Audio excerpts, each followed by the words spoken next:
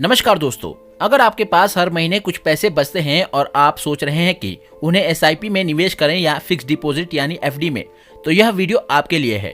आज हम आसान भाषा में समझेंगे कि एसआईपी और एफडी में क्या अंतर है, किसमें कितना जोखिम है, किसमें ज्यादा रिटर्न मिल सकता है और आखिर किस विकल्प को चुनना चाहिए। तो चलिए शुरू करते हैं। सबसे पहले बात करते हैं एफडी यानी फिक्स डिपॉजिट की। एफडी एक ऐसी निवेश योजना है जिसमें आप बैंक या पोस्ट ऑफिस में एक निश्चित समय के लिए पैसे जमा करते हैं। बैंक आपको पहले से तय ब्याज दर देता है, चाहे बाजार ऊपर जाए या नीचे, आपकी ब्याज दर नहीं बदलती। इसलिए एफडी को सुरक्षित निवेश माना जाता है। अगर आपने 1 लाख रुपए की एफडी कराई है और बैंक 7% सालाना ब्याज दे रहा है, तो तय समय के बाद आपको मूल रकम के साथ आपका ब्याज भी मिलेगा। यही कारण है कि बहुत से लोग आज भी एफडी को पसंद करते हैं।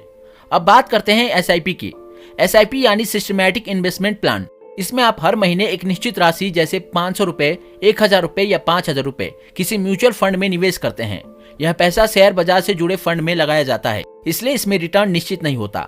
अगर बाजार अच्छा प्रदर्शन करता है तो एसआईपी से एफडी की तुलना में बेहतर रिटर्न मिल सकता है, लेकिन अगर बाजार में गिरावट आती है तो कुछ समय के लिए आपके निवेश का मूल्य भी कम हो सकता है। अब सबसे बड़ा सवाल, एसआईपी और एफडी में क्या अंतर है? पहला अंतर है जोखिम। एफडी में जोखिम बहुत कम होता है क्योंकि आपका पैसा तय ब्याज के साथ वापस मिलता है। वहीं एसआईपी में बाजार का जोखिम रहता है, इसलिए इसमें धैर्य रखना जरूरी होता है। दूसरा अंतर है रिटर्न। एफडी आमतौर पर 6 से 8% तक सालाना रिटर्न देती है, जबकि एसआईपी में लंबे समय में औसतन 10 से 15% तक का रिटर्न मिलने की संभावना रहती है, हालांकि यह निश्चित नहीं होती। तीसरा अंतर है महंगाई यानी इन्फ्लेशन। अगर महंगाई 6% है और आपकी एफडी 7% का रिटर्न दे रही है, तो वास्तविक लाभ बहुत कम रह जाता है। लेकिन अगर एसआईपी लंबे समय में 12% का रिटर्न देती है तो आपके पैसे की खरीदने की क्षमता बढ़ सकती है।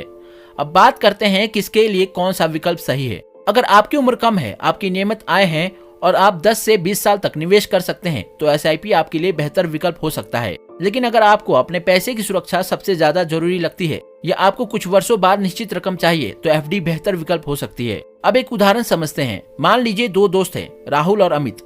राहुल हर महीने 5000 रुपए एसआईपी में निवेश करता है। अमित हर महीने उतनी ही रकम एफडी में जमा करता है। अगर दोनों 20 साल तक निवेश करें और एसआईपी का औसत रिटर्न 12% रहे जबकि एफडी का 7% हो, तो लंबे समय में एसआईपी का निवेश काफी बड़ा फंड बना सकता है। हालांकि यह बाजार के प्रदर्शन पर निर्भर करेगा, जबकि एफडी का रिटर्न पहले से तय रहेगा। यही कारण है कि लंबे समय के निवेश के लिए कई वित्तीय विशेषज्ञ एसआईपी को प्राथमिकता देते हैं। अब सवाल आता है, क्या केवल एसआईपी ही करनी चाहिए? इसका जवाब है नहीं।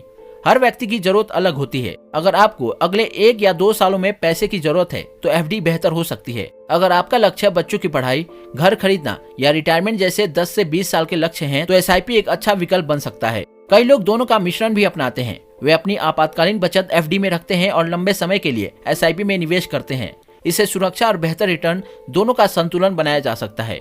ध्यान रखें कि एसआईपी में निवेश करते समय हमेशा अच्छी गुणवत्ता वाले म्यूचुअल फंड का चयन करें और बिना जानकारी के किसी की सलाह पर निवेश ना करें। अंत में यही कहा जा सकता है कि एफडी सुरक्षा देती है, जबकि एसआईपी लंबे समय में बेहतर रिटर्न की संभावना देती है।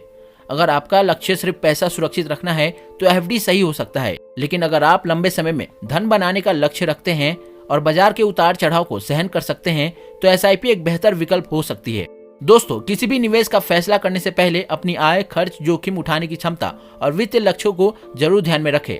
अगर आपको यह जानकारी उपयोगी लगी हो तो वीडियो को लाइक करें, अपने दोस्तों के साथ शेयर करें और ऐसे ही आसान भाषा में वित्तीय जानकारी पाने के लिए हमारे चैनल को सब्सक्राइब करना ना भूलें। धन्यवाद। मिलते हैं अगली वीडियो में।